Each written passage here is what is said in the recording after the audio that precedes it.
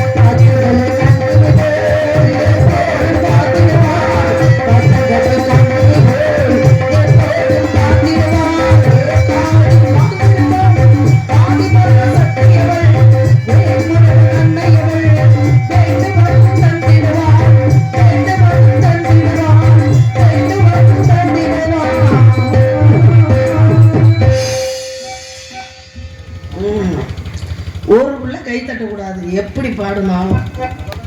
ஆனால் அமைதியாக இருந்தால் தான் நல்லா இருக்கும். அமைதியாக ரசிக்கிறீங்கன்ற நம்பிக்கையோடு நாங்கள் இருந்துக்கிட்டுருவோம். குளூரில் கொஞ்சம் சிரித்து பேசிக்கிட்டு கொஞ்சம் கை காலை தட்டிக்கிட்டு நம்ம அது கொஞ்சம் ஜாலியாக இருந்தீங்கன்னா தூங்காமல் நீங்களும் இருப்பீங்க. உங்களை பார்த்து நாங்களும் சரி முடிச்சு நம்மளுக்காக காத்திருக்காங்க அப்படின்ற எண்ணத்தோடு நாங்களும் இருப்போம். ஆக எனக்கு பணியின் காரணமாக வேற ஒன்றும் இல்லை. ஆகையினாலே இந்த இடத்திலே முருகப்பெருமான் வர வேண்டும், இந்த வெள்ளிக்கு மணமாலை தர வேண்டும். எப்பொழுது வருவார் என்று குறிஞ்சி முல்லை மருதம் நெய்தல் பாலை என்று ஐவகை நிலங்களிலே குறிஞ்சி நிலமான இந்த நிலத்துக்கு சொந்தக்கார முருகப்பெருமான் அழிக்க முடியாத சூரபதமனை அலங்காரத்தை ஆணவத்தை அழைத்து வயலாகவும் சேவலாகவும் வைத்துக் கொண்டு தனிகையிலே அமர்ந்து கொண்டிருக்கின்றார் முருகப்பெருமான். அப்பேற்பட்ட முருகப்பெருமான் கோபத்தோடு இருக்கக்கூடியவருக்கு செந்தனி என்று சொல்லக்கூடிய குடுமையான தானியத்தை பயிர் செய்திருக்கின்றோம். அதை அறுவடை செய்து முருகப்பெருமானுக்கு உடைத்தம் என்றால் அதை வாங்கி கொண்டு மனதுக்குள்ளிருந்து இந்த மக்களுக்கும் இந்த வள்ளியாகிய எனக்கும் என்னை சார்ந்தவர்களுக்கும் காட்சி அளிப்போ முருகப்பெருமான். எத்தனை மணிக்கு? சரியாக 3:30 மணிக்கு காட்சி அளிச்சுவாங்க. 2 மணிக்குயா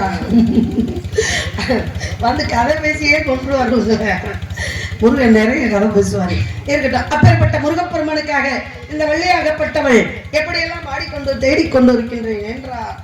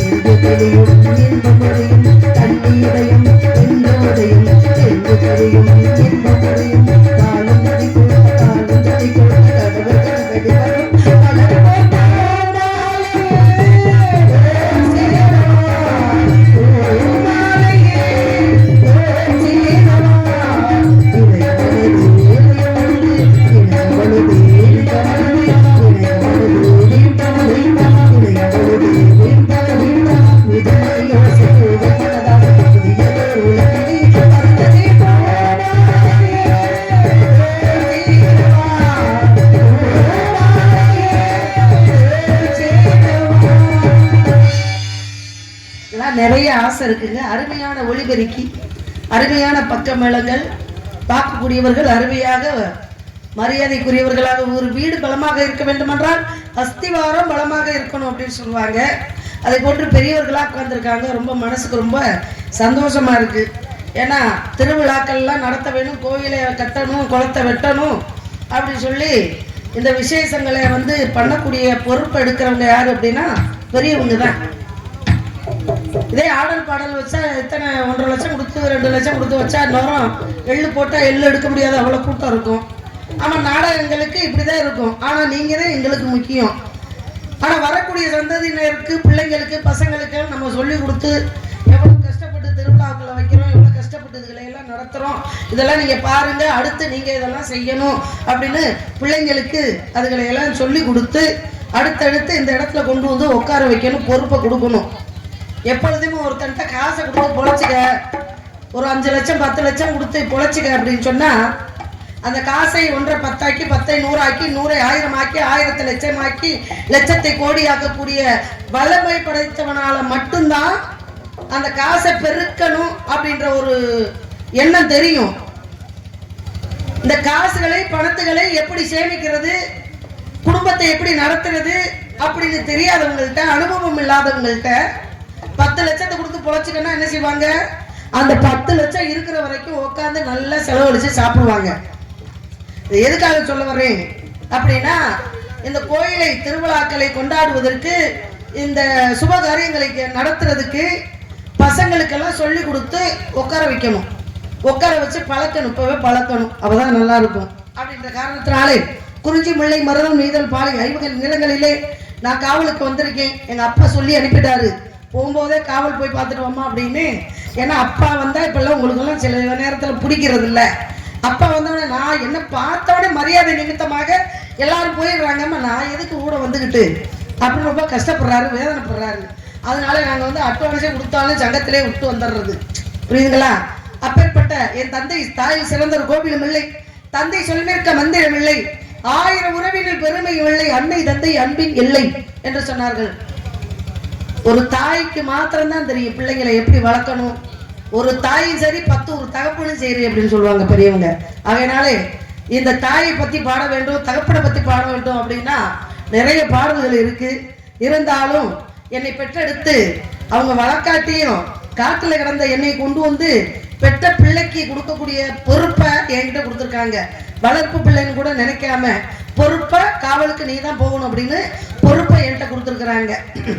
ஆனா காட்டில் கிடந்து இணைக்கும் போது என்னை எப்படியெல்லாம் சீராட்டி பால் ஊட்டி வளர்த்தாங்க தெரியுங்களா?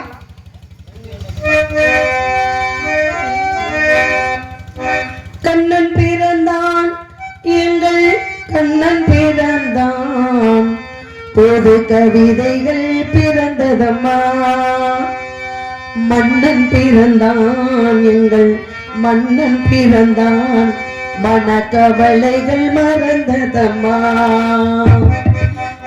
கண்ணன் பிறந்தான், எங்கள் கண்ணன் பிறந்தான், பொது கவிதைகள் பிறந்ததம்மா. மன்னன் பிறந்தான், எங்கள் மன்னன் பிறந்தான், மனக்கவலைகள்